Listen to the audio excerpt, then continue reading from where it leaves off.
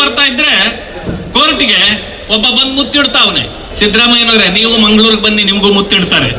ಸಿದ್ದರಾಮಯ್ಯ ಸುಳ್ಳುಗಳು ಹೇಳಿ ಏನೆಲ್ಲ ನಾಟಕಗಳಾಡಿ ಓಟ್ ಹಾಕ್ಸ್ಕೊಂಡು ಸರ್ಕಾರ ಮಾಡಿ ಕುಳಿತಿದ್ದಾರೆ. ಕೆಚ್ಚೆದೆಯ ಹಿಂದೂ ಕಾರ್ಯಕರ್ತರೇ, ಅಣ್ಣ ತಮ್ಮಂದಿರೇ, ಅಕ್ಕ ತಂಗಿಯರೇ, ಪತ್ರಿಕಾ ಮಾಧ್ಯಮದ ಮಿತ್ರರೇ, ಹಿಂದೂ ಪದವನ್ನು ನಾನು ಯಾಕೆ ಬಳಸಿದೆ ಅಂದ್ರೆ ನಿಮ್ಮನ್ನು ನೋಡಿದ ನಮಗೆ ನಾಚಿಕೆ ಆಗಬೇಕು. ಯಾಕೆಂದ್ರೆ ಹಿಂದೂ ಸಾಮ್ರಾಟರು ನೀವು, ಹಿಂದೂ ಹೃದಯ ಮಂಗಳೂರು, ಬೆಂಗಳೂರು ಅಲ್ಲ. ಆ ಕಾರಣದಿಂದ ರಾಜ್ಯಕ್ಕೆ ತಾವು ಮಾದರಿಯಾಗಿದ್ದೀರಿ.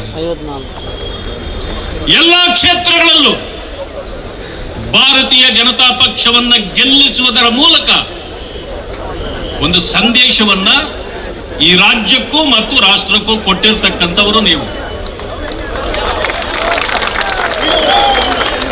ಒಂದು ಸೋತಿರಬಹುದು ನಾವು, ನೀವು ಮನಸ್ಸು ಮಾಡಿದ್ರೆ ಅದನ್ನು ಕೂಡ ಮುಂದಿನ ಸಾರಿ ನಮ್ಮದೇ, ಅದನ್ನು ಮಾಡಬಹುದು. ನೀವು ಮಾಡಿ ತೋರಿಸ್ತೀರಿ ಅಂತಕ್ಕಂಥ ನಂಬಿಕೆ ನನಗಿದೆ. ಅದೇನೇ ಇರಲಿ, ಇವತ್ತು ಇಡೀ ರಾಜ್ಯದಲ್ಲಿ ಜನಾಕ್ರೋಶ ಪ್ರಾರಂಭವಾಗಿದೆ. ಅದನ್ನ ಮನಸ್ಸಿನಲ್ಲಿಟ್ಟೆ ನಮ್ಮ ಅಧ್ಯಕ್ಷರಾಗಿರ್ತಕ್ಕಂಥ ಮಾನ್ಯ ವಿಜಯೇಂದ್ರ ಅವರು, ಅನೇಕ ಮುಖಂಡರು, ಇಲ್ಲಿರ್ತಕ್ಕಂಥ ಮುಖಂಡರುಗಳು ಸೇರಿ ಇಡೀ ರಾಜ್ಯದಲ್ಲಿ ಈ ಕಾಂಗ್ರೆಸ್ ಪಕ್ಷದ ಈ ದುರಾಡಳಿತವನ್ನ, ಈ ಬೆಲೆ ಏರಿಕೆಯನ್ನ ಖಂಡಿಸಿ ರಾಜ್ಯದ ಜನರಿಗೆ ತಿಳಿ ಹೇಳಬೇಕು, ಹೋರಾಟ ಮಾಡಬೇಕು ಅನ್ನೋ ಕಾರಣಕ್ಕೆ ಇವತ್ತು ನಾವೆಲ್ಲರೂ ಕೂಡ ಇಡೀ ರಾಜ್ಯದಲ್ಲಿ ಹೋರಾಟವನ್ನು ಪ್ರಾರಂಭ ಮಾಡಿದ್ದೇವೆ. ಮಾನ್ಯ ಬಂಧುಗಳೇ, ಮಾನ್ಯ ಮುಖ್ಯಮಂತ್ರಿಗಳು ಹೇಳ್ತಾರೆ ಜನಾಕ್ರೋಶವೇ ಇಲ್ಲ ಅಂತ. ಹೌದಾ? ಹುಲಿ ಅಲ್ಲ, ಅದು ಇಲಿ. ಇಲಿ ಆದ್ರೆ ನಾವಿಲ್ಲೇ ಇಟ್ಕೋಬಹುದು. ಹುಲಿ ಅಂತಂದ್ರೆ ಏನ್ ಮಾಡ್ತಾರೆ ಹೇಳಿ? ಕಾಡಿಗೆ ಹಟ್ಟುತ್ತೀವಿ, ಇಲ್ಲಾಂದ್ರೆ ಬೋನ್ನಲ್ಲಿ ಹಾಕಿ ಬೀಗ ಹಾಕ್ತೀವಿ. ಅದಕ್ಕೆ ಅವರು ಹುಲಿ ಅಲ್ಲ, ಇಲಿ. ಮುಸಲ್ಮಾನರಿಗೆ 4% ರಿಸರ್ವೇಶನ್ ಕೊಟ್ರಿ, ಬೇರೆಯವರಿಗೆ ಜನಾಕ್ರೋಶ ಬರೋದಿಲ್ವಾ? ಪರಿಶಿಷ್ಟ ಜಾತಿ ವರ್ಗಗಳಿಗೂ ಹೇಳಿದ್ರಿ, ಗುತ್ತಿಗೆಯಲ್ಲಿ ನಿಮಗೂ 2 ಕೋಟಿವರೆಗೆ ಕೊಡ್ತೀವಿ. ಎಷ್ಟು ಪರ್ಸೆಂಟ್ ರಿಸರ್ವೇಶನ್ ಕೊಟ್ಟಿದ್ದೀರಿ ಹೇಳಿ? ಮಾನ್ಯ ಮುಖ್ಯಮಂತ್ರಿಗಳ ಎಷ್ಟು ಪರ್ಸೆಂಟ್ ದಲಿತರಿಗೆ? ಮುಸ್ಲಿಮರಿಗೆ 4%, ದಲಿತರಿಗೆ ಎಷ್ಟು? ಇದು ಬರೀ ಹೇಳೋದಷ್ಟೇ, ಕೊಡೋದಲ್ಲ. ಇದುವರೆಗೂ ಹೇಳಿದ್ರಿ, ಯಾವುದಾದ್ರೂ ಕೊಟ್ರ? ಮೆಟ್ರೋ ರೈಲು ದರ ಏರಿಸಿದ್ರಿ, ಜನ ಆಕ್ರೋಶಕ್ಕೆ ಬರಲ್ವಾ? SCP TSP ಹಣ 40,000 ಕೋಟಿ, ಆ ದಲಿತರ ಹಣ ನಿಮ್ಮ ಎದೆ ಮೇಲೆ ಇಟ್ಕೊಂಡ್ರಲ್ಲ, ದಲಿತರಿಗೆ ಆಕ್ರೋಶ ಬರಲ್ವಾ? ಹಾಲಿನ ದರ ಒಂದು ಸಾರಿ ಏರಿಸಿದ್ರಿ 3 ರೂಪಾಯಿ, ಸುಮ್ಮನಿದ್ರು.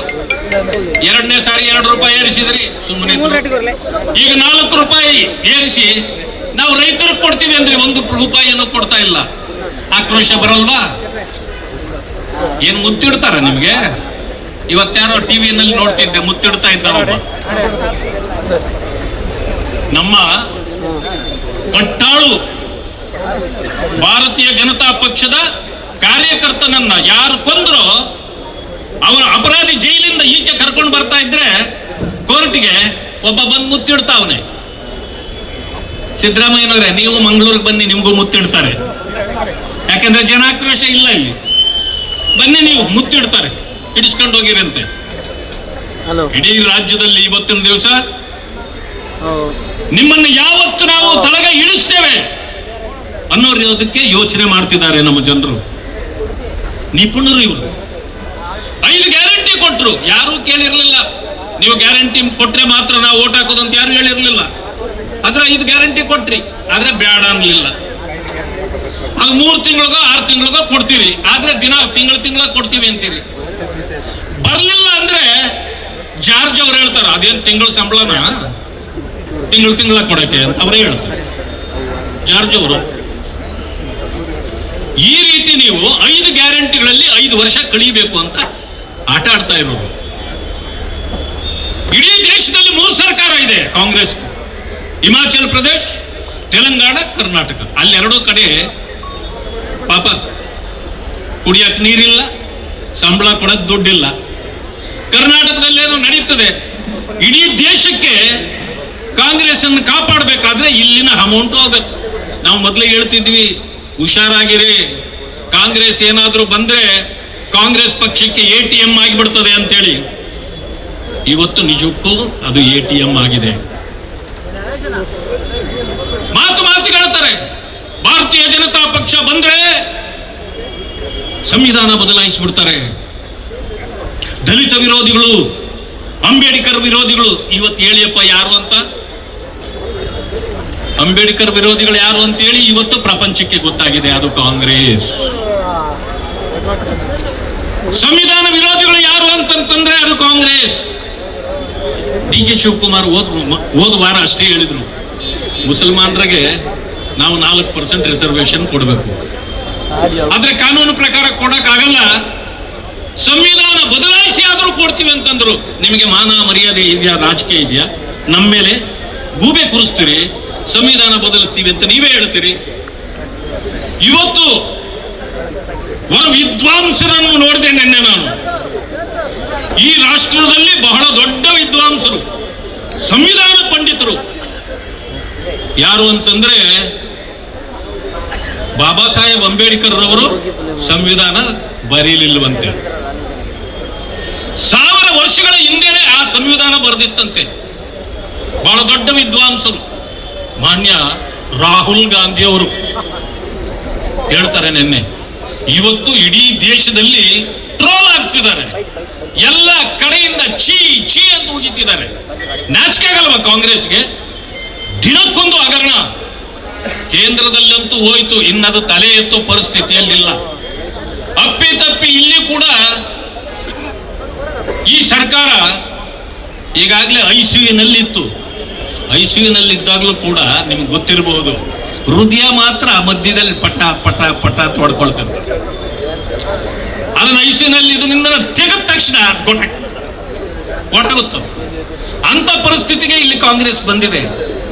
ಸಿದ್ದರಾಮಯ್ಯ ಸುಳ್ಳುಗಳು ಹೇಳಿ ಏನೆಲ್ಲ ನಾಟಕಗಳಾಡಿ ಓಟ್ ಹಾಕ್ಸ್ಕೊಂಡು ಸರ್ಕಾರ ಮಾಡಿ ಕುಳಿತಿದ್ದಾರೆ.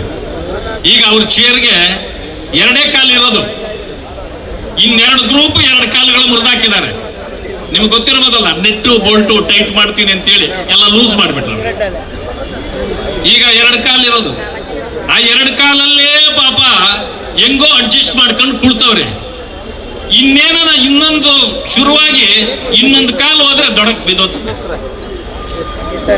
ಇವತ್ತು ಪರಿಸ್ಥಿತಿ ಬಹಳ ಹದಗೆಟ್ಟಿದೆ ಕಾಂಗ್ರೆಸ್. ಅಂದ್ಬಿಟ್ಟು ನಾವು ಸುಮ್ಮನೆ ಕೂತ್ಕೊಳ್ಬೇಕಾಗಿಲ್ಲ, ಜನರ ಮಧ್ಯೆ ಹೋಗ್ಬೇಕು, ಜನರನ್ನ ಪ್ರೀತಿ ಮಾಡಬೇಕು, ಅವರ ಸಮಸ್ಯೆಗಳನ್ನ ಕೇಳಬೇಕು, ಪರಿಹಾರಗಳನ್ನ ಹುಡುಕ್ತಕ್ಕಂಥ ಕೆಲಸವನ್ನ ನಾವು ಮಾಡಬೇಕು. ಇಲ್ಲ ಅಂತಂದ್ರೆ ಜನ ನಮ್ಮನ್ನ ನಾಳೆ ಪ್ರಶ್ನೆ ಮಾಡ್ತಾರೆ. ಆ ಕಾರಣದಿಂದ ಇಡೀ ರಾಜ್ಯವ್ಯಾಪಿ ಇವತ್ತು ಹೊರಟಿರ್ತಕ್ಕಂಥ ನಮ್ಮ ಸೈನ್ಯ ಈ ಸರ್ಕಾರವನ್ನ, ಇವರ ಹಟ್ಟಹಾಸವನ್ನ ಮೆಟ್ಟಿ ನಿಲ್ಲುವವರೆಗೆ ವಿರಮಿಸುವುದಿಲ್ಲ, ನಾವು ವಾಪಸ್ ಬರೋದೂ ಇಲ್ಲ. ಆ ಕಾರ್ಯವನ್ನ ನಮ್ಮ ಅಧ್ಯಕ್ಷರಾಗಿರ್ತಕ್ಕಂಥ ವಿಜಯೇಂದ್ರ ಅವರ ನೇತೃತ್ವದಲ್ಲಿ ನಾವೆಲ್ಲರೂ ಕೂಡ ಇವತ್ತು ಹೊರಟಿದ್ದೇವೆ. ಇದಕ್ಕೆ ಮುನ್ನಡೆ ಇಡ್ತಾ ಮಾನ್ಯ ಸದಾನಂದ ಗೌಡರು ನಮ್ಮೆಲ್ಲರನ್ನು ಕೂಡ ಹಿರಿಯರಾಗಿ ನಮ್ಮನ್ನು ನಡೆಸ್ತಾ ಇದ್ದಾರೆ. ಆ ಕಾರಣದಿಂದ ಮಾನ್ಯ ಬಂಧುಗಳೇ, ಇವತ್ತು ಇಷ್ಟೊಂದು ಸುಡು ಬಿಸಿಲಿದ್ರೂ ಕೂಡ ಇಷ್ಟೊಂದು ಉತ್ಸಾಹದಿಂದ ಬಿಜೆಪಿಯ ಪರವಾದ ಉತ್ಸಾಹ, ಕಾಂಗ್ರೆಸ್ ವಿರುದ್ಧ ಆಕ್ರೋಶ ವ್ಯಕ್ತಪಡಿಸಿ ತಾವೆಲ್ಲರೂ ಇಲ್ಲಿ ಸೇರಿದ್ದಕ್ಕೆ ತಮಗೆಲ್ಲರಿಗೂ ಕೂಡ ನಾನು ಧನ್ಯವಾದಗಳನ್ನು ತಿಳಿಸ್ತೇನೆ. ಇದು ಹೀಗೆ ಮುಂದುವರಿಯುತ್ತದೆ. ನಾಳೆಯಿಂದ ಇನ್ನೂ ಬೇರೆ ಬೇರೆ ಕಡೆಯಲ್ಲಿ ಹೋಗಿ ಈ ಕೆಲಸವನ್ನು ಮಾಡ್ತೇವೆ. ಆದರೂ ಕೂಡ ನಾವು ಮುಂದೆ ಹೋದ ಮೇಲೆ ತಾವು ಇದನ್ನ ಮುಂದುವರಿಸತಕ್ಕಂಥ ಕೆಲಸವನ್ನ ಮುಖಂಡರುಗಳು ಮಾಡಬೇಕು ಅಂತೇಳಿ ಮನವಿ ಮಾಡ್ತಾ ನನ್ನ ಅವಕಾಶಕ್ಕಾಗಿ ಎಲ್ಲರಿಗೂ ನಮಸ್ಕಾರ ಮಾಡ್ತೀನಿ. ಜೈ ಹಿಂದ್. ನಮ್ಮ ಕಾರ್ಯಕ್ರಮಗಳನ್ನ ನೀವು ನೋಡ್ತಾ ಇದ್ರೆ ನಮ್ಮ ಚಾನೆಲ್ ಅನ್ನ ಸಬ್ಸ್ಕ್ರೈಬ್ ಮಾಡಿ ಪಕ್ಕದ ಬೆಲ್ ಐಕಾನ್ ಒತ್ತಿ ನಮ್ಮನ್ನ ಬೆಂಬಲಿಸಿ. ಹಾಗೆ ನಮ್ಮ ಕಾರ್ಯಕ್ರಮಗಳನ್ನ ಲೈಕ್ ಮಾಡಿ, ಕಮೆಂಟ್ ಮಾಡಿ, ಅದನ್ನ ಬೇರೆಯವರಿಗೂ ವಾಟ್ಸ್ಆಪ್ ಮೂಲಕ ಶೇರ್ ಮಾಡಿ. ನೀವು ಹೀಗೆ ಮಾಡಿದಾಗ ನಮ್ಮ ಚಾನೆಲ್ ಇನ್ನಷ್ಟು ಮತ್ತಷ್ಟು ಜನರಿಗೆ ತಲುಪಲು ನೀವು ನಮ್ಮೊಂದಿಗೆ ಸಹಕರಿಸಿದ ಹಾಗಾಗುತ್ತೆ. ಇದು ನೀವು ಯಾವುದೇ ಖರ್ಚಿಲ್ಲದೆ ಕೆಲವೇ ಸೆಕೆಂಡುಗಳಲ್ಲಿ ನೀಡಬಹುದಾದ ಸಹಕಾರ. ಧನ್ಯವಾದಗಳು.